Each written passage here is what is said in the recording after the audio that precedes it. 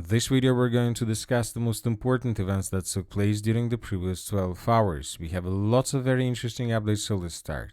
So these 3 days are very important both for the Russians and for Ukrainians. Today, on the 22nd of August of 2025, Russians celebrate the National Flag Day. So as you understand, this is a very important day when Russians honor their own flag. So this is a patriotic day, first of all. And of course, this is from Russian side. When talking about Ukrainian side, we understand that this is the best opportunity for Ukrainians to attack Russia and basically to humiliate Russian Federation during this holiday. And the 24th of August, so this Sunday, is the Independence Day of Ukraine. So this is the completely opposite mirroring situation when Ukrainians are going to honor their own independence, this very important day, and Russia from their side have very good opportunity to attack Ukraine and to humiliate Ukraine during its Independence Day. But at the same time, there were chances that neither the Russians nor the Ukrainians would attack each other during these days, giving and allowing each other to celebrate these two important holidays, the Independence Day for Ukraine and the Day of Flag for the Russian Federation. And of course, due to the fact that the Russian Flag Day is the first holiday in this row, of course, everything depends on Ukraine. So that is why we were waiting whether the Ukrainians would do anything or not. And Ukrainians did. The Ukrainians during the previous 12 hours attacked the very, very important energy facility, the pipeline Druzhba. This is the pipeline we are talking about. As you can see, as a result of attack, a very huge fire appeared. This entire facility was damaged significantly. The Ukrainians managed to deal critical damage to this energy facility. And the Russians used this pipeline of Druzhba with the purpose to supply Hungary with oil, with very cheap oil. Obviously, this pipeline was stopped, this entire facility was stopped, and of course, Russians will suffer losses. But it's not just about losses, not just about pipeline by the name of Druzhba. First of all, this is the question of humiliation. Today is the Russian Flag Day, and the Ukrainians carry out this attack. So now we have no doubts that the Russians will try to counterattack Ukraine during their Independence Day. But there is one big problem with this situation. Zelensky is tricky with this situation. First of all, during every single year, he calls European partners, European allies to come to Kiev with the purpose to celebrate the Independence Day of Ukraine altogether. And as we know, Russia never attacks Ukraine when European leaders are on the territory of Ukraine. So the Russians try to avoid these days because they understand that they don't want additional escalation. And of course, Russians don't want to attack Kiev when there are foreign leaders. For example, today we got a report from Kiev that the center of Kiev will be closed tomorrow, or foreign guests are coming to the capital. This information was published yesterday by the evening of the 21st of August. So we believe that Zelensky will try to call for as many as possible Western leaders, maybe the President of France, maybe the Prime Minister of the United Kingdom, maybe leaders of Poland, Italy, and many other different European countries. He will try to call them to visit Kiev during the 24th of August of 2025, and obviously this will make Russian attacks all over the entire territory of Ukraine with missiles and drones almost impossible, because if Russia attacks, it can lead to additional escalations, and we know that Donald Trump, Vladimir Putin don't want to have additional escalation of the conflict. They want to peacefully settle the conflict in Russian favor. So this is the situation. Obviously, that was a cheap strike. Ukrainians could attack this pipeline anytime, but they decided to attack this pipeline during the Russian holiday. But as we understand, currently the Russians, they have possibility to counterattack Ukraine, but it seems that they will not do this. Or they will do, but then this will lead to additional escalation. Now let's move further and let's discuss the situation on the ground. And first, let's talk about the Zaporozhye direction, where the Russians continue their offensive operation. During the previous 12 hours, additional progress on the ground was recorded. The armored force of the Russian Federation continue offensive operation in the direction of the settlement of Golgovska. As we understand, according to latest updates that were provided both by pro-Ukrainian resources and by neutral mappers, the armored force of the Russian Federation during the previous 24 hours, during the previous 12 hours, managed to outflank the settlement of Volgovska from the north and from the northwest. Before moving further, let's take a look at how the map changed during the previous days. For example, this is the situation by the end of the 18th of August of 2025, and this is exactly the moment when the Russians launched their offensive. And almost every single day from that date, we were adjusting the map in Russian favor. So now we see how exactly the Russians were moving. Now we understand that the Russians are tasked to take Olgovskaya completely, and then the Russians will move further in the northwestern direction with the purpose to dig and to cut the villages of Poltavka and Novomikhailivka, so to attack between these two villages and to split the entire territory in two. Now we're moving to the area of possible Ukrainian breakthrough.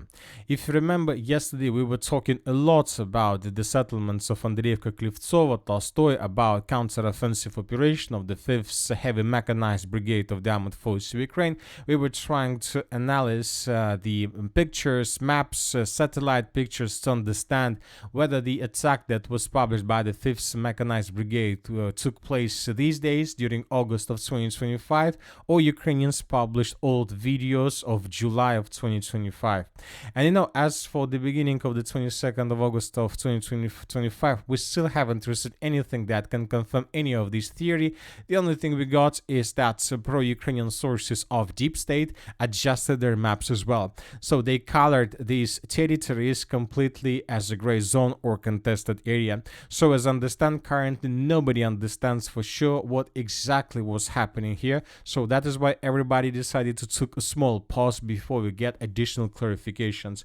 So we will keep this area as a gray zone or contested area for another several days until we get additional video or probably some proof from the Ministry of Defense of the Russian Federation or from Ukrainian sources. Now let's move further and let's discuss the situation in the Pokrovsk agglomeration. Several very important changes on the ground were recorded. The Russians continue their offensive operation in the area of the settlement by the name of Udachne. According to information we have, the Russians crossed the railways that cut the settlement of Udachne for the southern and the northern parts, and the Russians began offensive in the northern parts. So which means that by the morning of the 22nd of August of 2025, the Russians answered the most decisive part of the battle for the village, and the Russians are about to finish the battle for its territory completely. But at the same time, the Ukrainians counter-attack Russians in the southwestern part, and as a result of counter-offensive, according to different pro-Ukrainian and neutral mappers, the Ukrainians managed to restore control over the southwestern part. So as you can see, there are very heavy clashes for the village, but the Russians are getting further and further with the purpose to establish complete control over the territory. I would like to remind you that the main task of the armored forces of the Russian Federation is to take under control the village and then to move further in the northern direction towards the mine by the name of Pokrovska. So this is the primary target for the armored forces of the Russian Federation that opens the way further in the northern direction towards the city of Sergeyevka and Grishina, the last two villages that Ukrainians used to supply and support their contingent on the entire Pokrovsk agglomeration. As for the northeastern flank, during the previous 24 hours, also additional changes on the ground were recorded. The Russians are getting closer and closer to the settlements of Shakhovo and Sofievka from the southeast. So as we discussed, this is a Shakhovo pocket, probably the most important defense belt of the armored forces of Ukraine.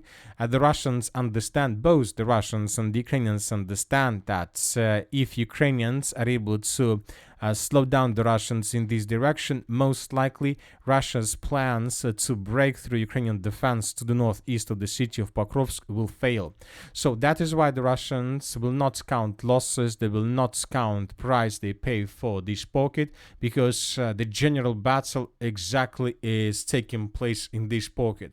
If Russians take this pocket under complete control, and we are talking about the territory between the villages of Kucherov, Yar, Toretskaya, Sofievka, and further in the north-southeastern directions towards the village of Rusin Yar, then the Russians will be able to establish very powerful foothold between the Pokrovsk agglomeration and the Konstantinovka agglomeration.